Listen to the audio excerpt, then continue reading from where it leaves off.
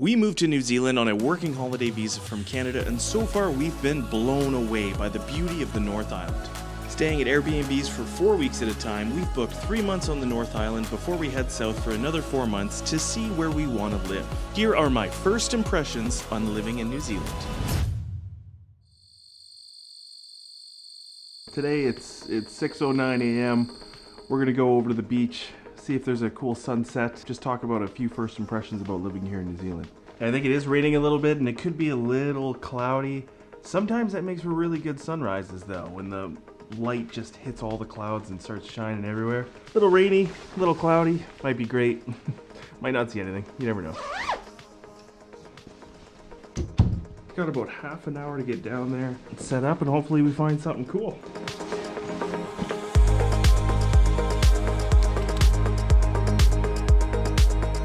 Okay, we're off to the beach. Now, if we look east, the clouds do look like they're kind of breaking up, so we might actually get something pretty cool this morning.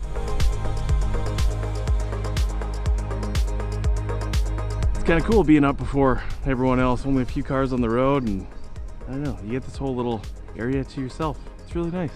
First things first, let's talk about the weather. We've been fortunate enough to have really nice weather as soon as we got here about 6-7 weeks ago. Before that, unfortunately, Kiwis were experiencing a whole lot of rain. Talking to a few people here, they got 30 days of rain, 2 or 3 days off, and then 40 days of rain. There's obviously been a lot of flooding here, Cyclone Gabrielle, and then just recently, Eastern Auckland and an area in Nelson just got hit with tornadoes. Definitely feeling for the Kiwis here. Seems like they've had to go through quite a bit. Sounds like, oh, this is like a once in every 10-year thing, or this is a once in every 100-year thing, but it's all coming on the same year, so kind of sucks for them. The hole in the ozone layer thing here, causing the sun to feel a lot more harsh on your skin, is definitely a thing. If it's 17 degrees Celsius outside, it sure feels like it's 34 degrees.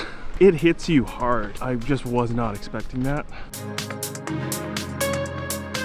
Okay, on the bridge, 18 minutes till sunrise. Let's go. We got speeded up a little bit here. So I've been looking at this little pathway for a few days now. I think that I finally found it. It goes right along the beach. Check it out. Starting to rain a little bit now.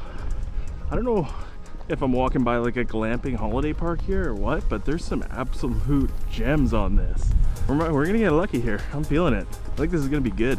But honestly, for me, I am like not complaining at all. I do not like it when it's super hot out. I think a lot of people know that about me. Looking up the New Zealand climate was like one of the reasons why I wanted to come here, because it doesn't get over like 25, 30 degrees ever. Yeah, weather, kind of nuts. Moving on. I think I found a nice little spot here. It's a little rainy. I don't know if I should be on the sand, or maybe I'll go up a little bit actually. Yeah. 6:42, we made it with 5 minutes to spare. So you can see that there's kind of open water for the majority over here, and then that's where this peninsula comes out, and I'm assuming that the sun's gonna pop right over there, right where it's showing its colors. You know, even if we don't get like the best sunrise this morning, look at these hills off in the distance. Like, they look so magical to me. That looks awesome. The clouds make it so interesting sometimes.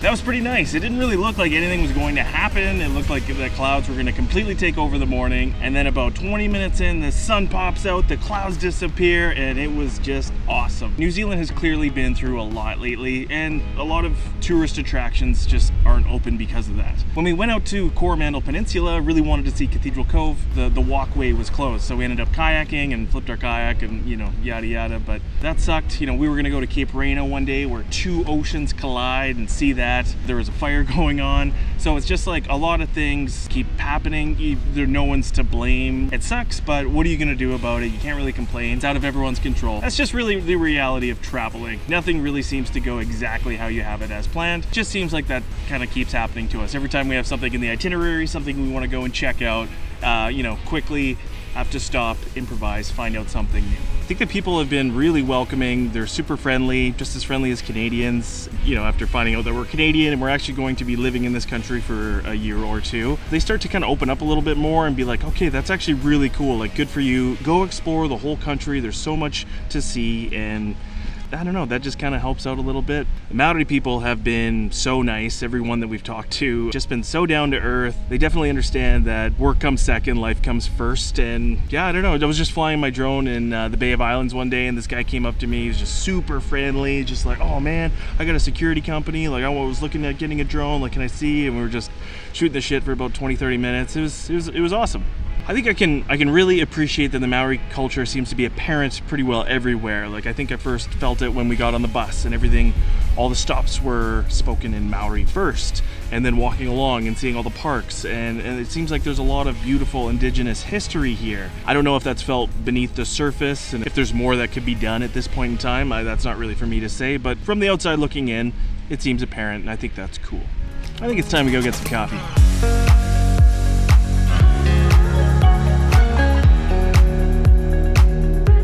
One thing that I'd like to mention, that unless you're on a designated crosswalk like this, traffic will not yield to you. There's a lot of kind of minor crosswalks that you're like, oh, okay, that's clearly a lane, I'll just go.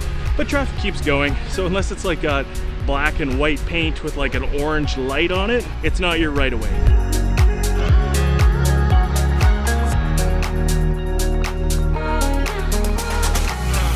Lovely Friday morning. Everyone's out and about having a great time. It's fall, things are still green. The tide's a little bit low, but I think it's coming in right now. That's another cool thing, the tide.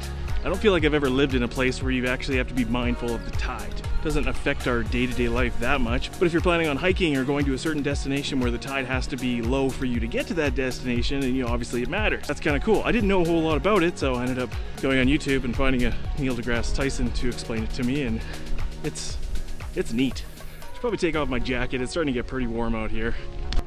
Much better. It's just after 8. I'm sweating already. It seems to be a common theme in this country.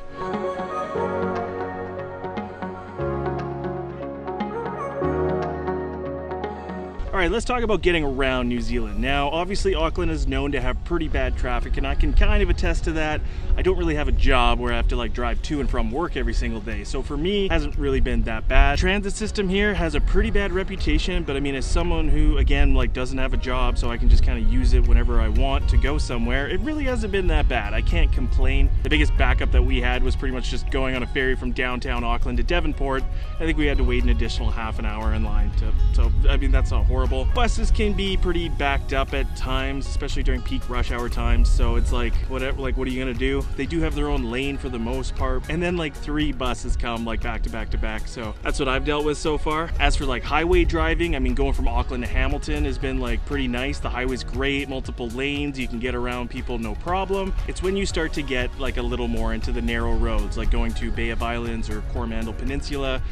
Everything's like super windy and kind of all over the place, and it's like 100 kilometers an hour.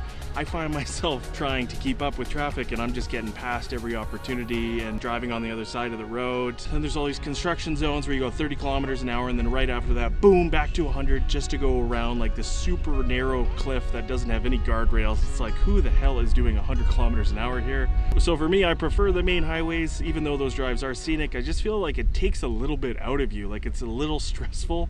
I like to think I'm a pretty good driver, but it's just a lot of energy. All right, now let's go get some coffee. There's also like a lot of hills everywhere. Just walking everywhere and getting a lot of exercise, a lot of incline. Whew, probably lost 10 pounds since I've been here.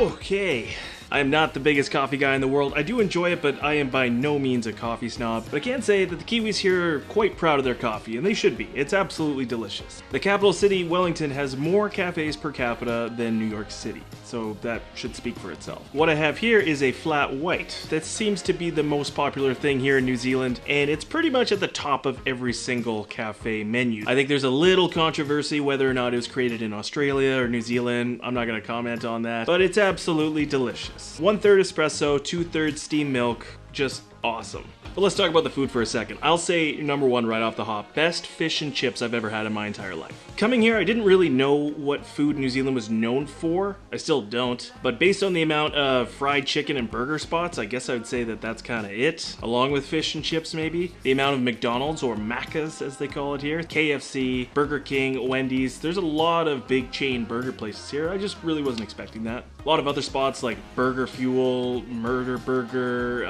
Real Burger. So no shortage of burger spots. I'm not complaining about that at all. But the other thing is pies, specifically meat pies like sausage rolls and little pies like this big. They are so delicious here. I was not a meat pie guy at home. I've never really liked meat pies, to be honest with you. But coming here, they're absolutely amazing. And they're at bakeries, cafes, grocery stores, or supermarkets. But they're also at like petrol stations, gas bars, like they're everywhere, and they're so good. Can't say enough about them. I understand why they're so popular if they're that good.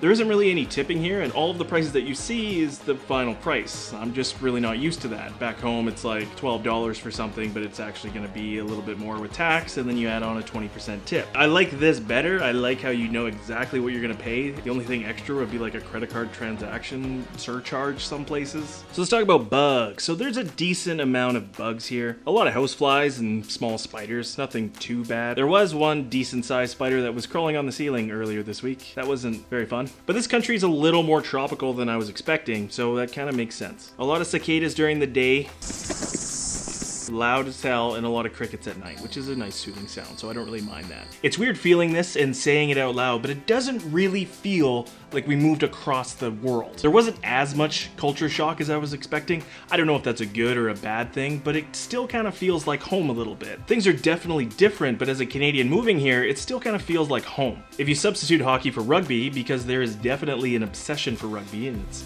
awesome and I love it. Food is similar, people are very active, they enjoy getting outdoors, and a lot of the landscape makes you feel like you're in British Columbia, just with more volcanoes, I guess. Don't get me wrong, this country is stunning. Like, I haven't been to the South Island yet, so I can't speak to that, but so far, certain places in the North Island, like the Bay of Islands or the Coromandel Peninsula, has just been absolutely out of this world. I think maybe it's a good thing that I didn't experience as much culture shock as I was expecting. That way Canadians and Kiwis can just kind of go back and forth and still feel a little bit like home. A lot of people that we talk to say the North Island and the South Island, you have to experience both to get a true grasp of what really is New Zealand, and we're looking forward to that. Just over 6 weeks away before we make our trek to the South Island, so if you'd like to come along for the ride, click that subscribe button. Hope you like this video, and we'll see you guys in the next one.